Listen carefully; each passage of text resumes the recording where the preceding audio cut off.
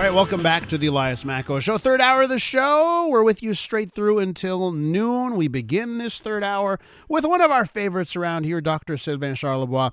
You know him as the food professor, and he's, of course, from the Dalhousie University at the Agriculture and the Faculties of Management and Agriculture out there. Sylvain, welcome back to the show.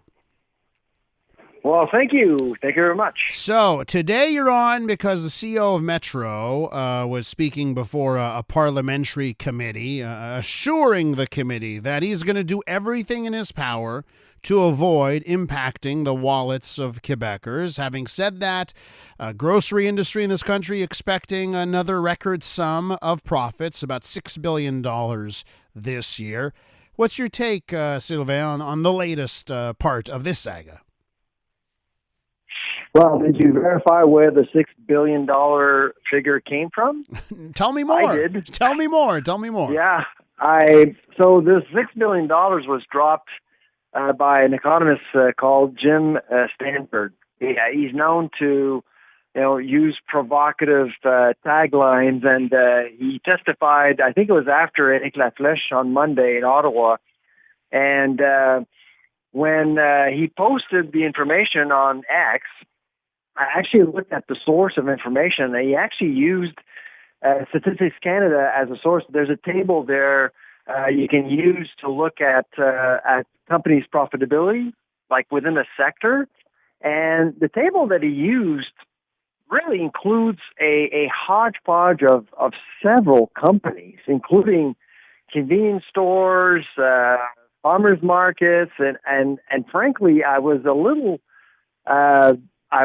bit disappointed that he actually decided to use Monday's forum to promote a very misleading figure. Because when you actually look, and I did post on X last night, numbers, very important numbers. So gross profit margins of all three major grocers in Canada, so IGA, Provigo, and Metro, over the last 5 years, and they fairly change. And gross profit margins are really important to look at if you are assessing profiteering, because it basically looks at revenue minus the cost of goods. So if that increases, it means that they're basically charging more for what they're selling.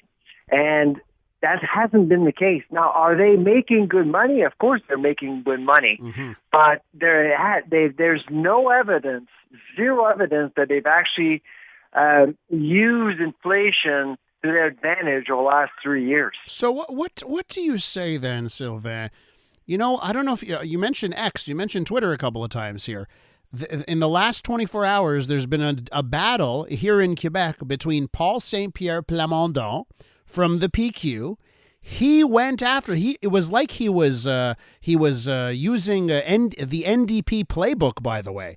So Paul Saint-Pierre Plamondon came out swinging against the grocery stores, saying they're greedy. And then Eric Duhem from the Conservative Party of Quebec they got into a fight on Twitter over grocery store profits.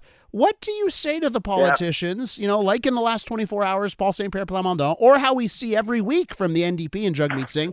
What do you say to those politicians that are continuously saying this is simply greed from the grocery stores? I think some politicians, so that explains why a lot of people are tagging Plamondon on my tweet. Mm-hmm. I was wondering why that is. I mean, Jagmeet Singh, yes, he's been using that narrative for quite some time now.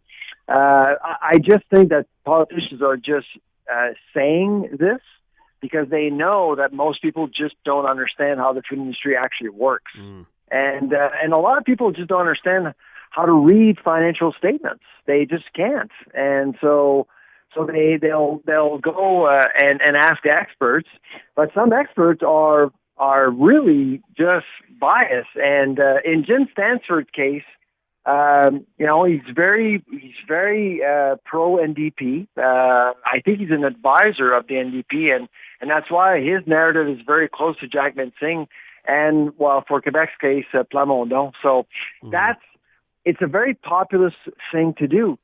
To explain how things work and why there's no profiteering, would go against people's emotions.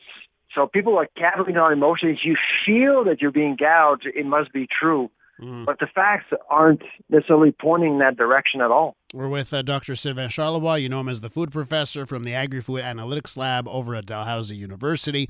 So, Sylvain, one of the things that Eric Laflèche from Metro talked about was the pivot towards more discount brands. In this province, we're talking about the Maxis and the Super Cs of the world, as opposed to the old Provogos and Metros.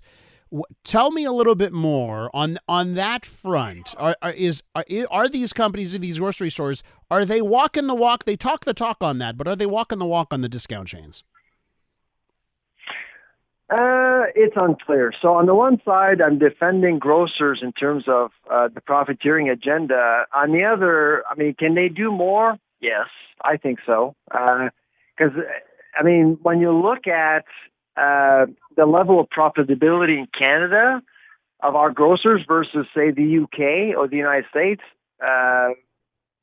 profitability in Canada is not a problem. I mean, they are doing very well overall, at the expense of some suppliers, by the way, and farmers.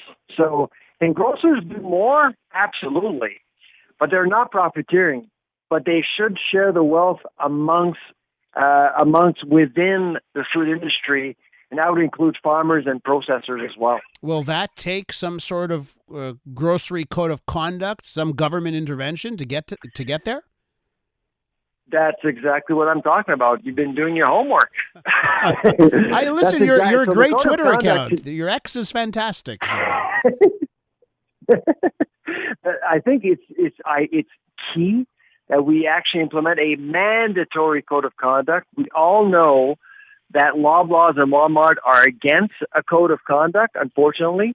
And if Mr. Champagne wants to make a difference, if he actually believes that stabilizing food prices is a priority for Canada, that's the first thing he needs to do, is to make that code of conduct mandatory to lessen the power that some grocers have, including Metro, Loblaws, and Sobeys. I don't know, Sylvain. I saw the press conference with François-Philippe Champagne a while back. He said, mission accomplished. We did it. We solved groceries. Maybe he's moved on to other things. Not quite, no. We have to leave it there, Sylvain. Always a pleasure. Take care. Bye-bye. Sylvain Charlebois, the food professor from the Agri-Food Analytics Lab at Dalhousie University.